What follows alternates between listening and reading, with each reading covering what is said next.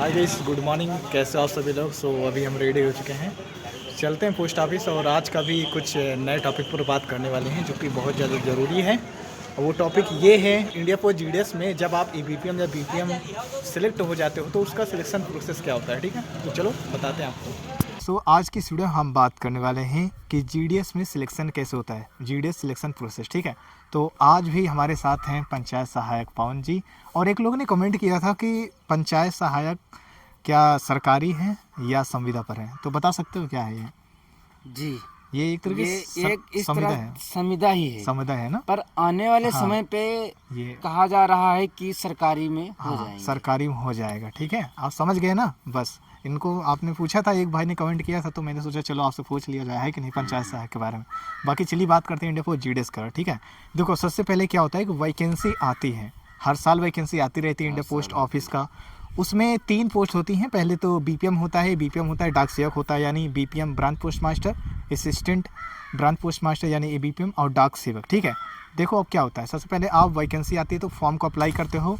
Form को apply करने के बाद उसके बाद आता है रिजल्ट। ठीक है, रिजल्ट यानी कि मेरिट लिस्ट पे आता है। ठीक है, मैं आपको बता दूं कि इंडिया पोस्ट जीडीएस में जिन लोग का सिलेक्शन होता है वो 10th बेस्ड पे होता है। यानी अगर आपके 10th में नंबर अच्छे हैं, मार्क्स अच्छे हैं, तो अगर कट ऑफ सही तरीके से गई तो आपका सिलेक्शन हो सकता है। देखो, जब रिजल्ट आ जाए उसके बाद जो मेरिट लिस्ट होती है उसको आप डाउनलोड करिए। उसमें देख, अगर उस लिस्ट में आपका नाम है, रजिस्ट्रेशन नंबर है, मार्क्स है, आप किस कैटेगरी के हैं वो है। ठीक है, और जिस सर्कल में आप सिलेक्ट हुए हो वो भी लिखा रहता है। अगर ये सारी चीज़ें हैं तो आप समझ लो सिलेक्ट हो गए हो इंडिया पोस्ट जीडीएस में। ठीक है, अब उसके बाद क्या होता है, लिस्ट में नाम आ जाने के बाद, लिस्ट में नाम आ जाने के बाद आपके पास एक ईमेल आता है डॉक्यूमेंट वेरिफिकेशन के लिए, और मैसेज भी आता है। आप स्क्रीन में साइड में देख सकते हैं। ठीक है, तो मैसेज वगैरह आता है। उसके बाद उसमें कुछ डेट लिखी रहती है कि इस डेट से पहले आपको डॉक्यूमेंट वेरिफिकेशन करवाना है। ठीक है, और क्या ज़रूरी डॉक्यूमेंट है वो मैं आपको बता दूं। बाकी डॉक्यूमेंट के लिए अलग से वीडियो बनाए हूँ, आई बटन में जाकर देख लें। ठीक है, चैनल पर अवेलेबल है। ओके, तो देखो कुछ ज़रूरी डॉक्यूमेंट लगते हैं, जैसे कि 10th मार्कशीट हो गया, आधार कार्ड हो गया, पैन कार्ड हो गया, मेडिकल सर्टिफिकेट हो गया, कास्ट सर्टिफिकेट हो गया। और जैसा कि मैं बता दूं, जो कास्ट सर्टिफिकेट है वो सेंट्रल वाला होना चाहिए, क्योंकि ये भारत सरकार के अंडर में आता है कि नहीं। ठीक है, तो ये सारे जो डॉक्यूमेंट हैं ये कंपलसरी है ले जाना। जब आप ले जाओगे ना, तो जो आपके पास ईमेल आता है डीवी के लिए, वहाँ पर लिखा रहेगा कि आपको किस सर्कल के हेड पोस्ट ऑफिस में जाना है। तो वहाँ पर आप जाइए, वहाँ पर आपको अपना डॉक्यूमेंट वेरिफिकेशन दिखाना है और डीवी कराना है, बताना है कि मैं सिलेक्ट हो गया हूँ यहाँ पे, तो वो खुद ही आपका मतलब कर देंगे डीवी। ठीक है, और डॉक्यूमेंट वेरिफिकेशन 2 होता है, एक फर्स्ट होता है, एक सेकंड होता है।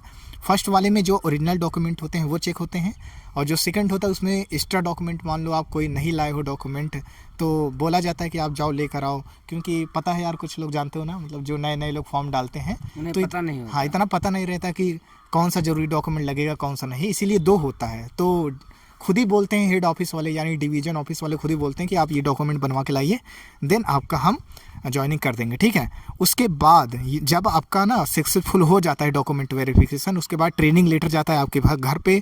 और कुछ ट्रेनिंग होता है जो कि डिवीज़न ऑफिस के एम्प्लॉय रहते हैं, वही ट्रेनिंग दिलाते हैं, मतलब बताते हैं सब कुछ नॉलेज की पोस्ट ऑफिस कैसे क्या काम करना है, क्या नहीं करना है, वो सारी चीज़ें। उसके बाद आपका होता है ज्वाइनिंग। अब ज्वाइनिंग लेटर या तो आपके घर पे जाए, या कुछ ऐसे एक रोजगार मेला का इवेंट होता है बड़ी बड़ी यूनिवर्सिटी में, वहाँ पर जाता है और वहाँ पर आपको दिया जाता है। उसके बाद जब ज्वाइनिंग लेटर आ जाए तो आपको दोबारा से अपने वहीं आना है, आप जहाँ सिलेक्ट हो सर्कल या बीओ में, वहाँ पर आना है। देन वहाँ पर मेल ओवरसियर मिलेंगे, या आप किसी स्टाफ से बात कर सकते हैं। उसके बाद वो आपका ज्वाइनिंग करा देगा। एक चार्जशीट बनती है, सारे सब कुछ मिल जाता है। देन आपके साथ अगर कोई बीपीएम है या एबीपीएम है तो उसके साथ रहोगे आप, तो ऑटोमेटिक आप सीख जाओगे कि कैसे क्या काम करना है कैसे नहीं। ठीक है, होप करता हूँ आप सभी को ये वीडियो अच्छी लगी होगी। बाकी अगर आप को कोई डाउट है तो आप कमेंट करके पूछ सकते हैं, मैं रिप्लाई देने की कोशिश करूँगा बिल्कुल। और टेलीग्राम चैनल को ज्वाइन कर लें, व्हाट्सएप को भी ज्वाइन कर लें, जैसे कि मेरिट लिस्ट आएगी वैसे मैं आपको वीडियो बना के बता दूँगा। ठीक है, okay, thank you so much for watching this video. Thank you.